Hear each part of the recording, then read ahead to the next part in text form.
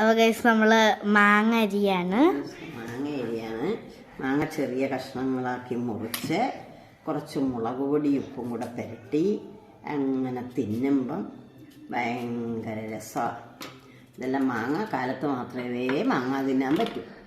അതിൻ്റെ കാലം കഴിഞ്ഞാൽ അത് തിന്നാൻ പറ്റില്ല. അപ്പം അതിൻ്റെ സമയത്ത് കിട്ടിയാൽ എല്ലാവരും മുറിച്ച് ഇങ്ങനെ മുളക് പൊടിയും ഉപ്പുമൊക്കെ ഇട്ട് കുഴച്ചിട്ടങ്ങ് ഇതിലിപ്പോൾ ഞാൻ മുളക് പൊടിയും ഉപ്പും രസമാണെന്നറിയാം എണ്ണയും ഒഴിച്ചു ഇത് കഴിക്കുക. ഭയങ്കര രസമാണ്. പണ്ടെല്ലാം നമ്മളെല്ലാം കിട്ടിയാൽ അപ്പം തന്നെ ചൊന കടിച്ച് കളഞ്ഞ് ചവിടുന്ന് തന്നെ തിന്നും.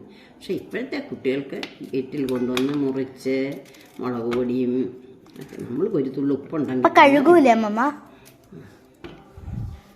കഴുകി ടേസ്റ്റ് ചെയ്ത് നോക്കാം അമ്മ.